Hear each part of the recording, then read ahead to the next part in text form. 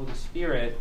Amen. Glory to Jesus Christ. Glory be forever. I want to welcome you all here tonight for the second of 4 lectures based upon the lives of the Holy Fathers.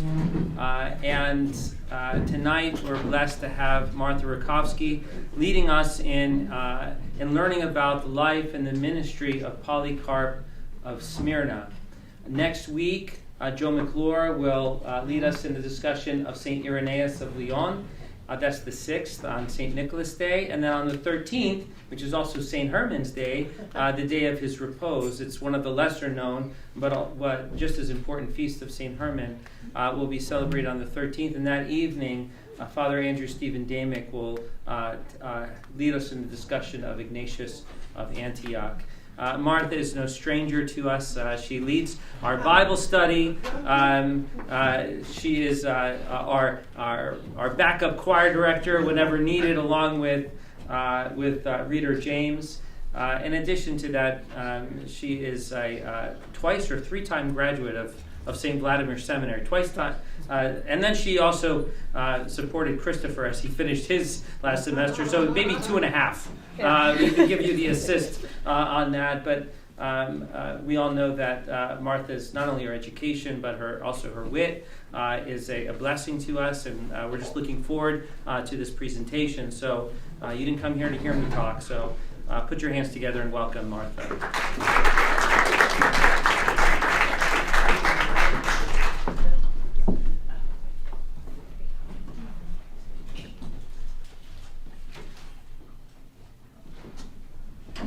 There we go. Down with the atheists.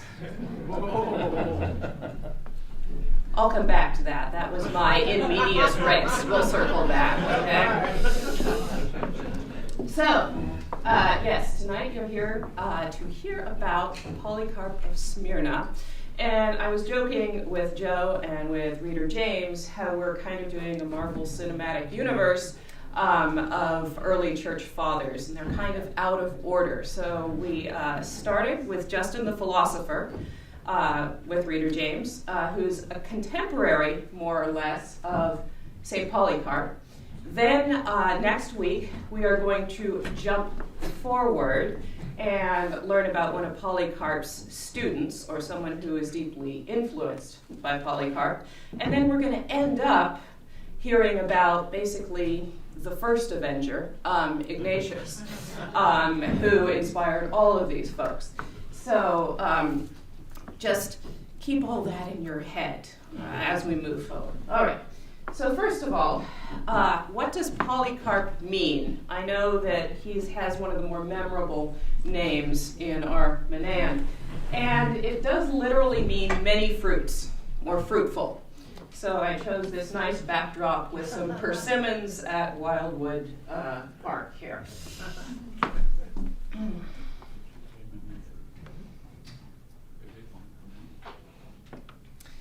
So, who was Polycarp? I want to first say something about the dates here.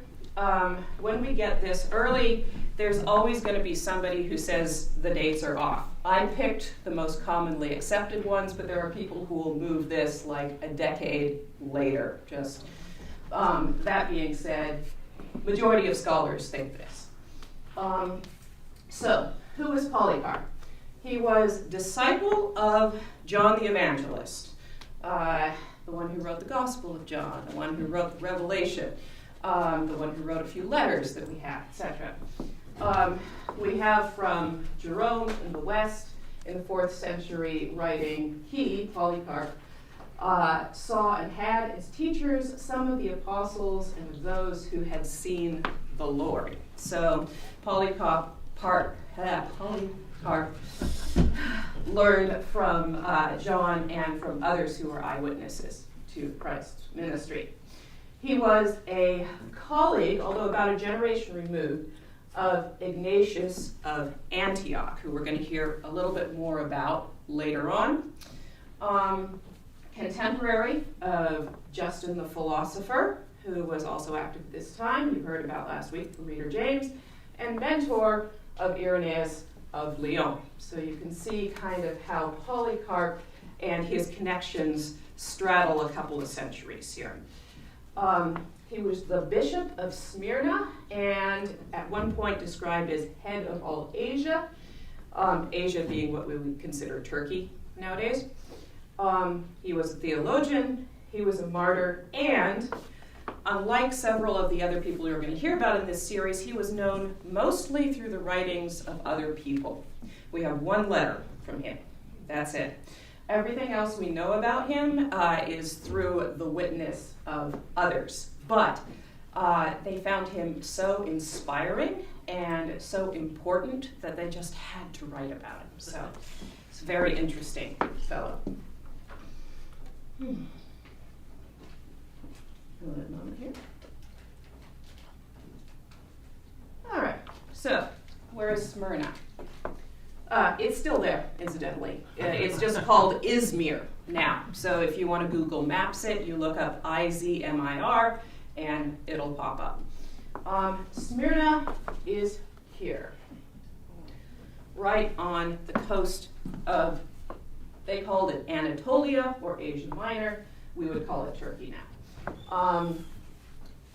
It's a little bit north of Ephesus. These were kind of competing port cities at the time. And then there are all these other communities here. And island of Patmos, right there, which is where John the Evangelist ended up and where he wrote his book of Revelation. This is a very, very old city. They have done archaeological expeditions that have uncovered human settlements there as long as 3000 BC. So there have been people there for 5 millennia. Because of where it was placed, it was extremely important both to the Hellenic, to the Greek civilization, and then to the Romans. Everybody wanted to have some control over this particular city. It's just great port, great location. You can do a lot of things from this place. And it was one of the earliest Christian communities. How do we know? Well, as you can tell from that graphic there, John wrote some letters and tucked into the book of Revelation, and he writes to churches in these 7 cities. And what he says about and to Smyrna is kind of going to become a theme as we move forward here. So just a few verses here. And to the angel of the church in Smyrna write, do not fear any of those things which you are about to suffer. Indeed, the devil is about to throw some of you into prison, that you may be tested, and you will have tribulation 10 days. Be faithful unto death, and I will give you the crown of life. He who has an ear, let him hear what the Spirit says to the churches. He who overcomes shall not be hurt by the second death. So there's this idea, even at this very early time, when John, in Patmos here, is writing to these Christian communities he knows, Smyrna is one that seems to be suffering persecution early on, and seems to be one that is standing pretty faithfully. They may need a little encouragement, but Smyrna doesn't get some of the harsh rebukes that some of the other cities do in the book of Revelation. A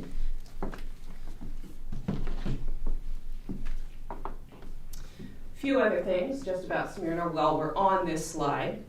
Now, John, you may know from tradition, John was the only one of the 12 who wasn't martyred. They tried. They threw him in some boiling oil. It didn't work. So he got exiled instead to Patmos. Some people who have studied Roman civilization at the time say this was an interesting punishment because exile was usually reserved for, sometimes for people who were traitors, but often for people who practiced witchcraft, sorcery, things along those lines. And so the idea was it may be indicative of what the Romans thought of John. They wanted him out of the way. They wanted him to do his weird religious cult thing somewhere away from where they were. Another thing, Smyrna was the only city in the empire that actually had a shrine to the genius of Tiberius Caesar. All right? Julius Caesar and Augustus Caesar were both revered as deities, and they both had multiple shrines to them throughout the empire, including during their lifetimes. Tiberius, who was number 3, did not want that. He didn't like that idea, and he finally conceded, okay, fine, you can do one, but I'm going to share it jointly with worship of the Senate, and you're going to put it all the way over in Smyrna so I don't have to look at it. But it apparently was probably still there at the time we get to Polycarp. Certainly the Roman Empire was still going strong at the time we get to Polycarp. And when I say a shrine to the genius, genius is not necessarily what we think of as genius now, a person who's really smart. It's kind of the inspiration of a person or the ideal form of a person. So when you have a shrine to the genius of someone, it's like the portion of their personality or the portion of their self that is immortal and can ascend to the gods. And we will get back to this idea as well of Roman emperors and the Roman state being more than just a government. They were also considered at least partly divine, and there was something wrapped up in, if you're a good Roman, you worship the right way. You don't just pay your taxes. There's very much the opposite of the separation of church and state at this time. All right, so where do we first hear about Polycarp? We first hear about Polycarp from Ignatius. Now, I don't want to step on anybody's toes here, but I'll give you a few basic hints about what you're going to hear in 2 weeks' time, which is Ignatius of Antioch was taken to Rome in about between 105 and 110 to be martyred. On the way, he wrote 7 letters, 6 to churches, 1 to Polycarp. We know that Ignatius had a deep love of Polycarp. He had kind of this father-son or older brother, younger brother relationship with him, very nurturing, very mentoring. And he writes to Polycarp basically telling him to stand firm in the faith and then kind of delegating some responsibilities to him. So here's Ignatius. I entreat you by the grace with which you are clothed to press forward in your course and to exhort all that they may be saved. Maintain your position with all care, both in the flesh and spirit. Have a regard to preserve unity. I put the lions back there because that was Ignatius. Ignatius's particular form of martyrdom. All right, there. At another point in the letter, let not those who seem worthy of credit but teach strange doctrines fill you with apprehension. Stand firm, as does an anvil which is beaten. It is the part of a noble athlete to be wounded and yet to conquer, and especially we ought to bear all things for the sake of God, that he also may bear with us. So this again is Ignatius's exhortation to Polycarp. Notice the themes that he's hitting here. Stand firm, don't be afraid. Basically, run the course, similar to what John's letter to Smyrna said. You also have this idea of be careful of heresy. There seems to be definitely already at this time various forms of heresy in the Asian churches, also in Rome. We're going to get to that in a minute. And there's both this idea that we have to crack down on heresy or we have to confront heresy, but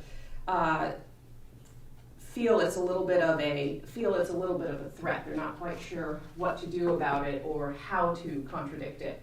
So, yeah, Ignatius talking here about stand firm, preserve unity, bear all things, and watch out for heresy here. Now, what do we know about, so that was about 110, okay.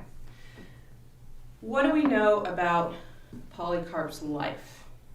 And what do we know about basically what happened to Polycarp between the time he was born and the time of his martyrdom in 155? Well, not a lot. We do know he was taught by John, as I mentioned. We do know that he was a kind of junior bishop, or he was bishop of Smyrna at the time that Ignatius was the bishop of Antioch. We know he had this kind of protege-mentor relationship with Ignatius. But the thing is, after Ignatius's letter to Polycarp, we really the only other thing we have is Polycarp's own letter to the Philippians, and then things seem to go very silent for about 40 years. We know he must have been beloved. He stayed in that see from the time Ignatius was writing to him to the time of the 150s, his martyrdom. We know he loved to speak. That was his favorite way of teaching. Everyone who knew him talked about how much they remembered seeing him, how much they remembered him talking, how much they remembered him explaining about, oh, John said this, oh, the apostles said that, and so forth. But he didn't seem to like to write very much. This is his only work that we still have, and unlike a lot of other early church fathers, this seems to be the only work that other people knew about, too. There are some church fathers where we only have one, but we know they wrote 12. They've been lost. This epistle to the Philippians is the only one that's ever mentioned by Jerome or Eusebius or anybody else as his work. So, and he appears to have only done it because the church in Philippi really, really wanted him to write to them. So he, at the beginning of this, let me get to the right page here.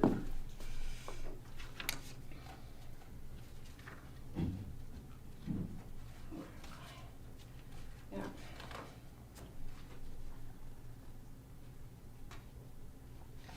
These things, brethren, I write to you concerning righteousness, not because I take anything upon myself, but because you have invited me to do so. For neither I nor any other such one can come up to the wisdom of the blessed and glorified Paul. He, when among you, accurately and steadfastly taught the word of truth in the presence of those who were then alive. And he goes on to explain, I'm not Paul, you have a great letter from him, you should really read that one instead of this one, but since you asked, okay. And this also appears to be kind of a preface to a packet of letters. Remember how I said Ignatius wrote 7, 1 to Polycarp, 6 to the other churches? Well, at some point, the church in Philippi heard about this. They got in touch with Polycarp and said, we really, really want copies of these letters of Ignatius. Can you please send them to us, along with perhaps some of your own encouragement? He said, all right. So he writes his letter to the Philippians and delivers it with copies of the other basically the 7 of Ignatius.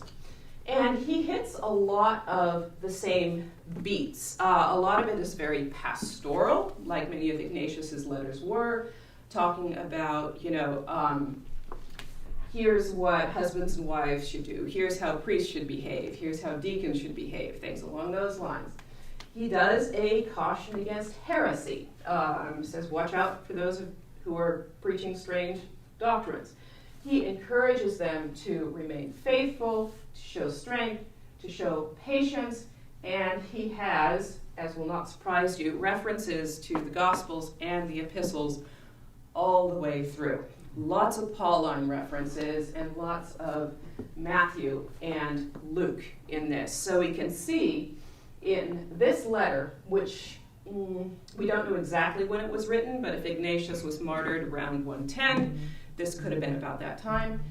We see already basically what we would consider the New Testament to be widely disseminated to the point where you could quote from it, people would know exactly what you were talking about.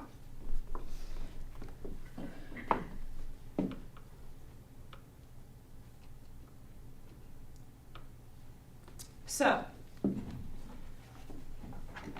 what else do we know about Polycarp and his compatriots? Well, here's the next one, and I don't want to steal too much from you, Joe, but this is a bit of a preview of coming attractions here.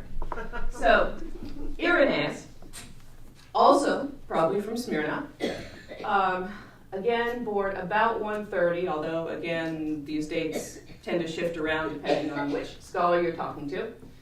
He was a student of Polycarp. He was the author of an immense tome called Against Heresies that I'm sure you'll hear a lot about next week.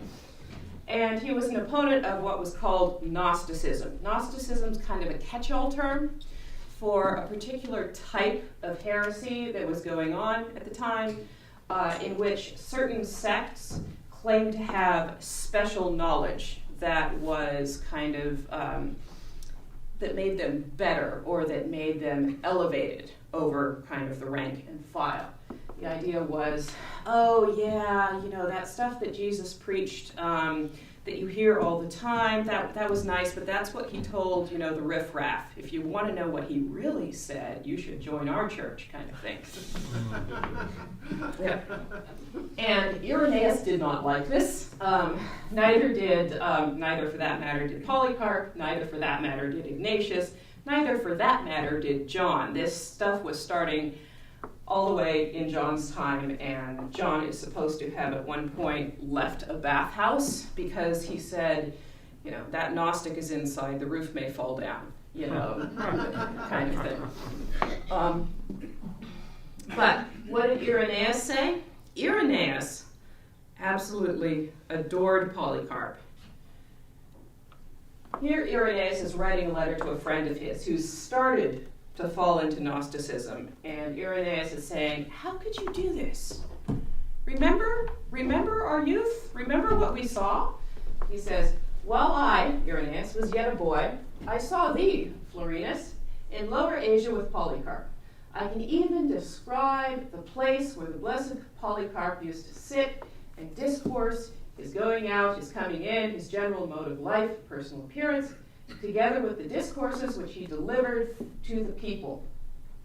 He loved to preach. Also, how he would speak of his familiar intercourse with John and with the rest of those who had seen the Lord, and how he would call their words to remembrance.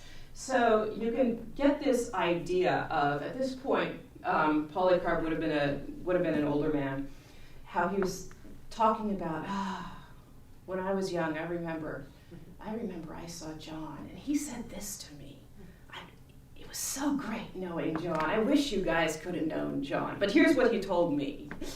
And Irenaeus remembers this from his youth. So you can see things being passed down through the generations here.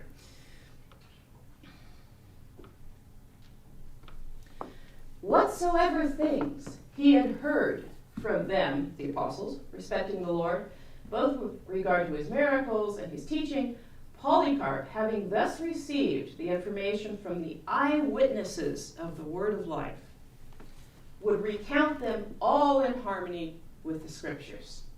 These things, through God's mercy, which was upon me, I then listened to attentively and treasured them up, not on paper, but in my heart, and I am continually, by God's grace, revolving these things accurately, in my mind, says Irenaeus. Irenaeus, who's writing against heresies, he's thinking, nope, I remember what Polycarp said, and Polycarp saw people who knew Jesus. That's the line of continuity. That's how I know what's right and what's wrong. So, what else do we know about Polycarp's life? Well, Okay, I'm not going to get into the weeds on this. Trust me, I could, but I'm not going to. This effectively means the 14th controversy, not in terms of there were 13 before it, and this is number 14, but it has to do with this particular date, the 14th of Nisan, Passover. At this time, there was debate over how you should celebrate Easter. And some churches said, well, you should always celebrate it with Passover, regardless of what day of the week it falls on, okay? And others said, no.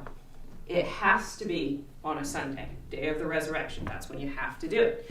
And so there was what was called the Quartodeciman, the 14th controversy. So in the 150s, probably earlier part of the decade, Polycarp goes to Rome. Again, he doesn't write to Rome. He goes to Rome to talk, right? In the reign of Antoninus Pius, that was the emperor, when Anicetus, that was the bishop of Rome, ruled the church in that city. So they're debating, when should Easter be celebrated? Polycarp says, you do it on the 14th of Nisan. And how do I know that? I know that because that's when John celebrated it. Okay? And Anicetus said, no, you have to do it on Sunday, the day of the resurrection. How do I know that? Because that's when Clement and Peter celebrated it, right?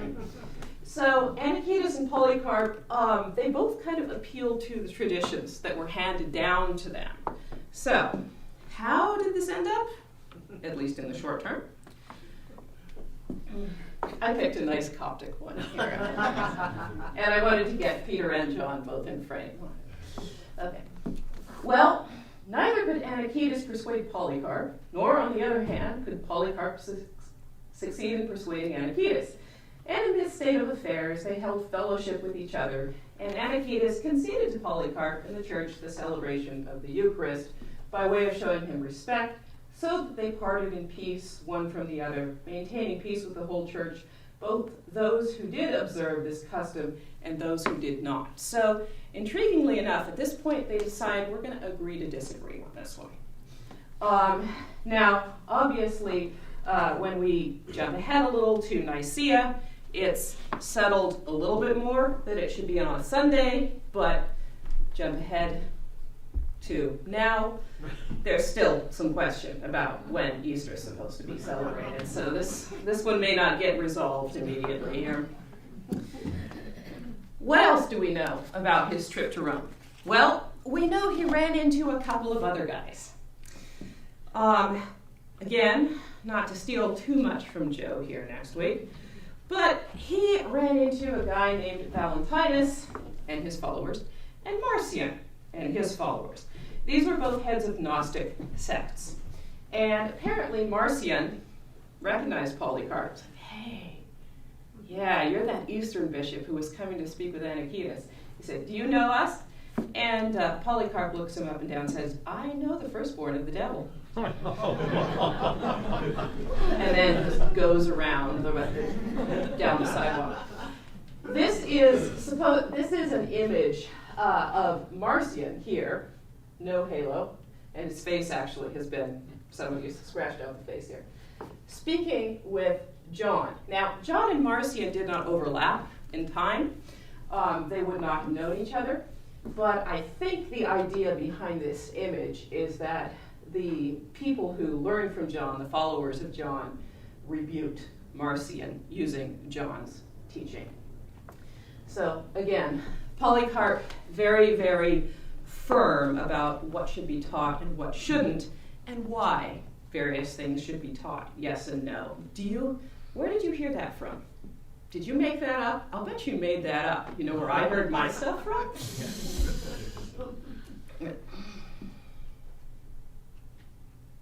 Now, we jump forward to 155. This would have been just after he got home, actually, probably, from his trip to Rome. There was a persecution going on in Smyrna, and it appears that he was one of actually the last people to be martyred in this particular local persecution. In his martyrdom, which was written down, the description of it was written down by those in his church. They say he set a seal on the martyrs of this period. He was kind of the last one. And intriguingly, they had been doing some martyrdoms, however you want to describe that. They had been persecuting Christians and executing some of them in the stadium in Smyrna. And there was one particular young man who was executed, and for some reason this riled up the pagans so much, and they got so angry that they said, "Down with the atheists!" Speaking of Christians here. "Down with the atheists! Bring us Polycarp, he's the ringleader. Let's bring him in." Okay. So why were Christians called atheists? Well, this goes back to the idea of religion and state, and something that Jim actually alluded to last time. There was this Roman virtue called pietas. We get the word piety from this, which didn't just mean how you worship God. It also meant how you serve the state, how you serve your parents, basically all those virtues that keep things orderly. This, incidentally, is a bust of the emperor at that time, Antoninus Pius, in sacrificial garb. He's actually performing a rite here as a priest, basically. So the idea that somebody could worship someone who was not Caesar, not even tangentially related to Caesar, not even say, okay, I have my God, and I recognize Caesar's a god also, but I have my God over here. Somebody who completely rejected that, said, Caesar's a man, we only have one God. That was effectively an act of treason. Okay. It wasn't just having some sort of weird religious belief. It was considered a threat to the state. So when they said down with the atheists, bring us Polycarp, they meant that in a fairly literal sense. These Christians are people who don't believe in God. Now, he was warned about this ahead of time. He did actually manage to escape out into the country for a little while. And then he had a dream in which the pillow under his head caught fire, and he saw that as a premonition that he was going to suffer martyrdom by fire specifically. Then one of his followers, actually, possibly due to torture, but one of his followers gave up his position to the Roman guard, and they came and they arrested him. He didn't resist. He was brought to the stadium. There's some very interesting details which make you think that whoever wrote this martyrdom account, they weren't just hearing it from somebody else, they would have seen it. They described things like he was kind of shoved, he would have been in his 80s at this time, he was kind of shoved out of a chariot and he banged his leg on the ground, things like this. He was brought to the stadium and he was told to worship Caesar, which generally meant burning some incense, and publicly renounce his atheism. He wasn't going to worship Caesar, but he did say, okay. They said, say down with the atheists. And he looks out at the stadium. Down with the atheists.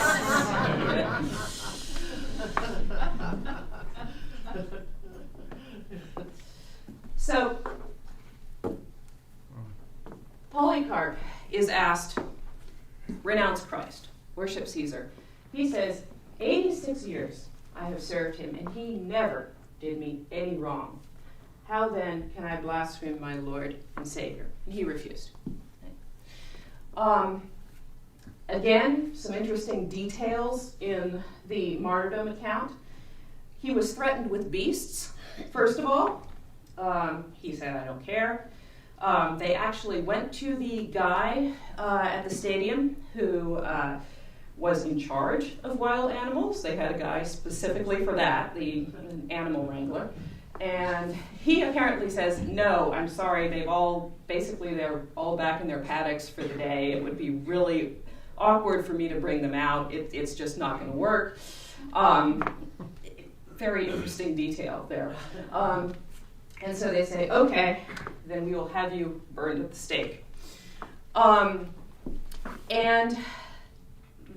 they brought him to the stake.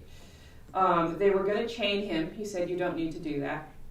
I'm not going to run away.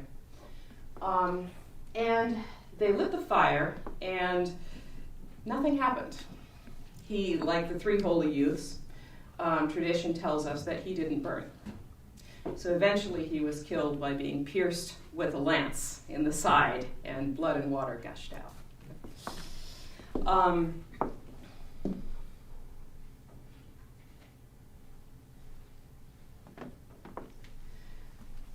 This, be strong, Polycarp, and play the man, was a voice from heaven as he walked into the stadium. They said that the people around him could hear someone speak to him, say, be strong, play the man. After he was executed, they actually did burn his body, and his bones were collected by those of the people at the Church of Smyrna and were kept as holy relics.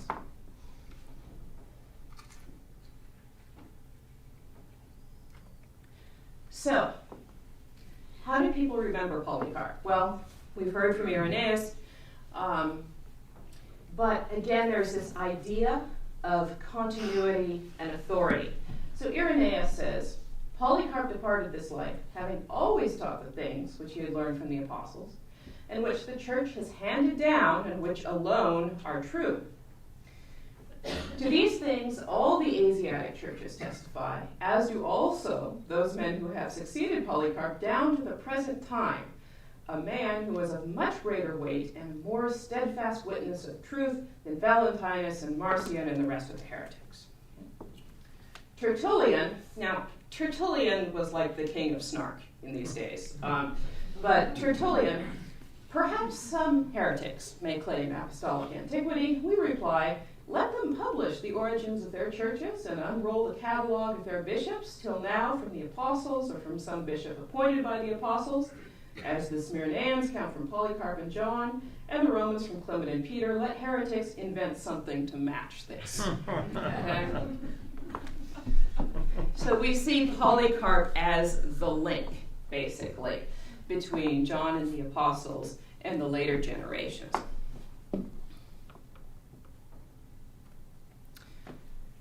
And finally, I just want to touch on Polycarp's legacy,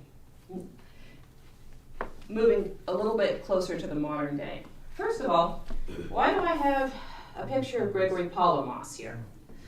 Gregory Palamas is commemorated on the second Sunday of Lent. But, as you may realize, Gregory Palamas wasn't around in the first millennium, okay? So who got commemorated on the second Sunday of Lent? Before Gregory Palamas, it was dedicated to Polycarp and all the martyrs. Okay. Now, this one here, these are two gentlemen named Latimer and Ridley. Okay. For those of you who are familiar with English Reformation history, these two gentlemen were burned at the stake in the 1550s, right? Under Mary I, sometimes called Bloody Mary. And supposedly when they were brought to the stake, Latimer said to his companion, "Be of good cheer, Master Ridley, and play the man." Yeah. So we can see this continues down to the present day. And I'm going to end with another quotation of this phrase, play the man, from something by actually Cardinal Newman, a long poem he did, called The Dream of Gerontius, which is literally the dream of an old man. Gerontius meaning old man. this is about someone who's facing death, and then it later goes on to what the soul experiences after death. But the first part of this poem, the old man is facing death, and he thinks to himself, says, "Rouse thee, my fainting soul, and play the man. And through such waning span of life and thought as still has to be trod, prepare to meet thy God." And I think this is a wonderful way to end it, because ultimately, Polycarp shows us how we live our lives in the knowledge that we will meet God. And he has never done us any wrong. How do we respond? That's all I have for you tonight, unless there are questions.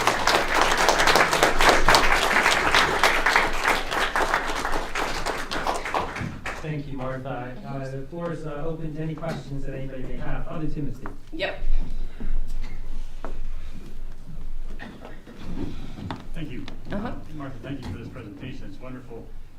We as Orthodox love to say, the church fathers teach. That's what a hot dog challenge you one time. Which one?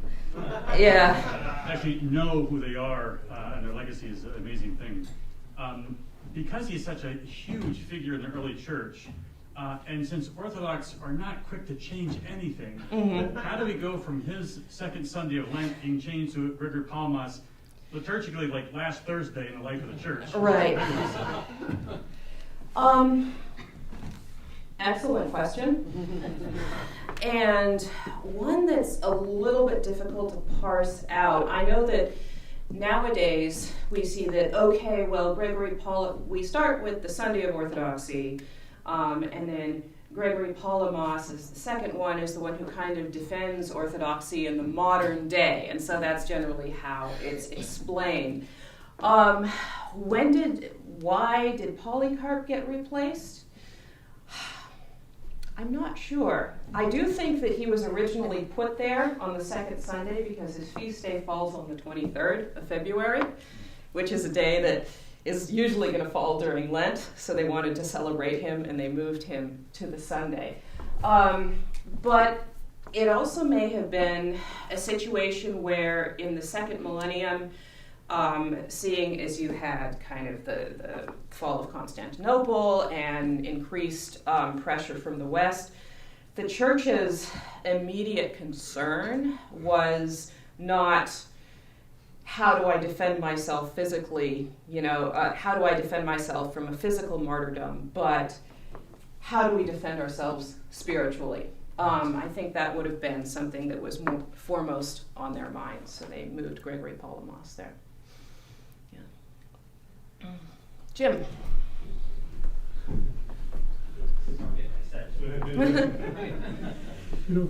Martha, do you know during this time when the persecution was happening to the Christians, the Jewish people were all in diaspora because of the destruction of Jerusalem, but they're there. They're all, and I believe they even show up in like the account of his martyrdom as kind of like not on the right side maybe of that. But what's the difference? Why weren't the Jewish people subjected to this kind of "you're an atheist" kind of thing? Because they wouldn't have done this. Right. Either. What's different about the Christians? Because they were grandfathered in under an older law. There was specifically one that basically it came from the Greeks. When Alexander went around and kind of spread the Greek Empire everywhere, he set up, he and the people who followed after him, Ptolemy and so forth, basically made treaties with all of the people, all of the kingdoms there, including Jerusalem. And one of the conditions for this was, okay, we'll get along with you, but we're still going to worship the one God. This is non-negotiable. And that kind of carve out for the Jews continued all the way through the Hellenic era, and then when the Romans came in and kind of replaced the Greeks, they kept it. They decided, this is going to be way too much trouble. We're just going to, keep this law here. Obviously, that didn't solve all the problems, as we know from AD 70 and Masada and so forth, and the destruction of the temple. But yeah, that there was a special law that allowed the Jews to worship as they wanted, and they didn't have to sacrifice. Question over here. Yeah. Thanks so much, Martha, for your presentation. Learning tonight about how, of course, Polycarp of Smyrna, right? He was in Smyrna, and just how you mentioned that the 7 churches in the Book of Revelation. It got me thinking. I never really stopped to ask the question because I love, like, Saint Ignatius of Antioch. He's my guy. Like, when I studied him in my journey to Orthodoxy, I was like, hook, line, sinker. Where do I sign up? But it never really dawned on me until tonight. Do we have any kind of records of how Polycarp, who was a disciple of the Apostle John, might have interpreted the Book of Revelation, especially to go along with Jim's question, which was a really good question of, there's some folks that suggest that the Book of Revelation was written before the destruction of Jerusalem. Others say it was after. Majority of church tradition, I think, says it's after. So yeah, I was just wondering if maybe you might know of if either Polycarp or St. Ignatius of Antioch or maybe any of their successors might have any glimpses of how the Book of Revelation was interpreted at that in those early stages. Yeah, early stages, the Book of Revelation was, I won't say treated with suspicion, but it was treated with caution. Of all the things that Polycarp quotes, and as far as I know, Ignatius quotes in his epistles, Book of Revelation is not one of them. Quotes from the Pauline epistles, quotes from the Gospels, not from Revelation. And it appears that it was so prone to misinterpretation that a number of people just kind of backed away from it. That story I told you, we have to leave this bathhouse, the roof might fall down. That was a guy named Corinthus who had this idea that, we're going to have this 1,000-year paradise, and you can bet I know exactly what we're going to do there, And John said, no, that's not it. So it was just a situation where we don't have a lot about the Book of Revelation because people seem to hold it at a bit of a distance, just because they were afraid of it being misinterpreted. Yeah. Thank goodness we don't have that problem now. Any other questions for Martha? Well, let's give her a round of applause, please.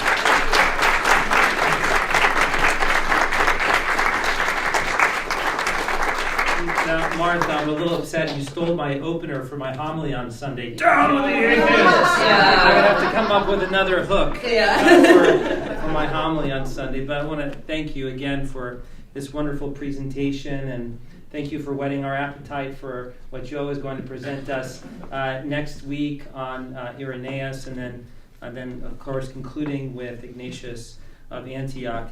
As you all know, we offer these adult education series connected with the fasting period. So right now we're in the Advent fast, and then during Great Lent we'll be putting together another series of talks. And I do want to mention the reason we're starting at 6:30 this year instead of at 7 o'clock is that we also have an effective Christian ministry session that some of us are involved with at 8:15 every Tuesday night. And so we had to push it up half an hour, but we hope to go back to the 7 o'clock time when circumstances allow it. I know that some people were a little confused about the